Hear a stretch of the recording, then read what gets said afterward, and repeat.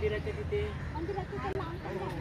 तिथे एखादी छोटी टाकी बसवून देतो, पाणी डायरेक्ट त्याच्यात सोडणार आणि नळ लावून देणार. तुम्ही इकडे धुवू नका. तुम्ही मला सांगा तुम्हाला काय पाहिजे तिथं, ते करून देतो मी तुम्हाला.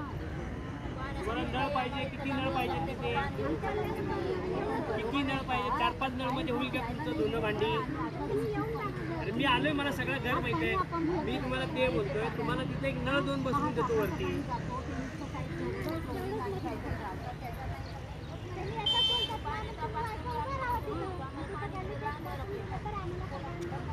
कुठली गल्ली सांगा? हा, कुठल्या संडासच्या इकडे? हा, तिथली ना? हा, ठीक आहे.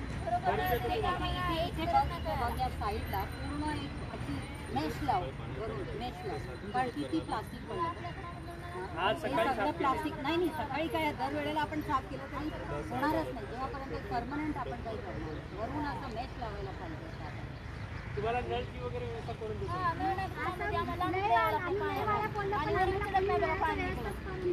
चला धन्यवाद तुम्ही ऐकल्याबद्दल. आता बाहेर जा, असं करू नका. दुसऱ्यांनी पण केलं तर अगोदरच्यांना पण सांगा.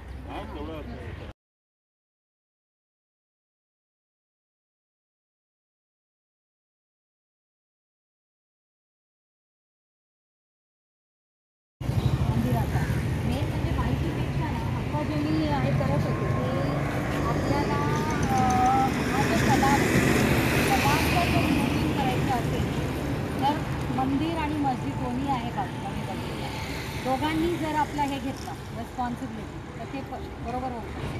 तर थोडंसं मला ह्याची हिस्ट्री पाहिजे होती. तर हिस्ट्री मला हवी होती की ह्या जो हा जो मंदिर आहे कधीचा आहे आणि याचा तलावचा काय संपर्क आणि तलावसाठी काय व्हायचं आधी हा मंदिर का बांधला गेला. म्हणजे नक्कीच हा तलाव होता म्हणून बाजूला मंदिर आला की मंदिर होता म्हणून तलाव तयार झाला याच्याबद्दल थोडासा माहिती ठीक आहे ना. ॲक्च्युली तलाव म्हणजे तुम्ही कामतजर गाव असेल. तुमचं नाव सांगा. माझं नाव विनोद अशोक पाटील. आणि मंदिराचे काही प्रसिद्धी हां, तर किती वर्ष झाले? 22 वर्ष झाली. 150 वर्ष झाले. आणि तुम्ही मेंबर कधी आणि जेव्हा आमच्या वडिलांपासून मंदिरच्या मान्यता आणि मंदिरविषयी सांगा. मंदिराच्या विषयामध्ये आपण तलाव हिस्टॉरिक इतिहास त्याची आणि मंदिरचा इतिहास सांगा आणि तलावबद्दल सांगा. असा तलावाचा विषय असा आहे की गावामध्ये तलाव फुटला त्यानंतर मग मंदिर आपल्या मातीची मूर्ती मंदिरमध्ये तलावामध्ये आपल्याला आढळली. मग तेव्हा गाववाल्यांनी पूर्वी मग ते स्थापना केली आणि मग ते मंदिर. पण असं वराळ देवी नाव जे पडलं तर ह्या जागाचं नाव माहिती नाही ॲक्च्युली त्या त्यांचंच नाव वराळले त्यांचं नाव वराळले म्हणजे पण आमच्या पाटील खानदानची सून आहे.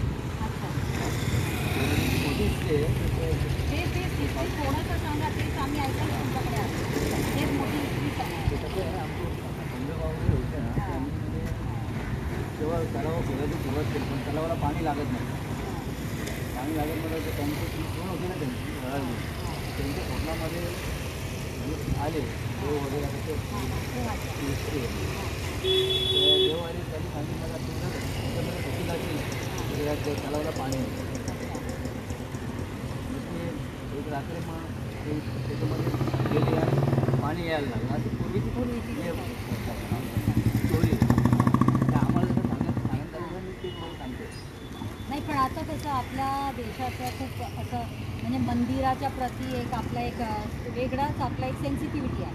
पण ती जी आपली मान्यता आणि हे जे आपला प्रेम देवांच्या आणि आपल्या देशाचे आहे ते असूनसुद्धा त्याच्या आजूबाजूचे जे पाणीच्या काही स्रोत असेल ती घाण होते. आत्तासुद्धा पाणी की ते सगळे कपडे बिपडे धुतात आणि तुमच्या आजूबाजूला पण बघितलं सर्व कचरा आहे. तर आपण या कचऱ्याचं नियोजन का करत नाही आणि कुठे कमी करतो भरपूर लोक येतात म्हणजे आपण करून किती करणार आजूबाजूचा परिसर साफ ठेवू शकतो. सगळी परिसर आपण बघू शकत नाही. थोडंसं जर सगळ्यांनी मिळून जर थोडासा याचा रिस्पॉन्सिबिलिटी घेतली कारण आधीसारखा आता काळ राहिला नाही. आधी पाणी आपल्याला भरपूर मिळायचं आता काय पाणी मिळतच नाही. त्यामुळे आता गरज वेगळं आहे.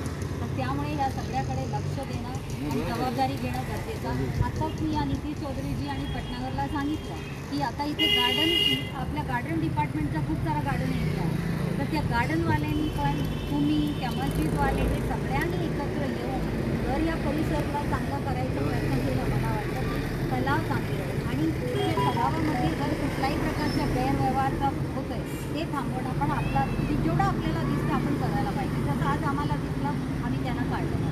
तर तसंच कारण तुम्ही ह्या बाजूलाच आहात म्हणून आपली पण थोडंसं त्या कर्तव्य समजून आपण केलं, मला असं वाटतं. कारण आपल्याला देवधर्म म्हणजे काय, स्वच्छता म्हणजे बरोबर नाही का, स्वच्छताच नाही नुसतं आपण आतमध्ये दियाबत्ती करतोय त्याच्यात काही अर्थ नाही.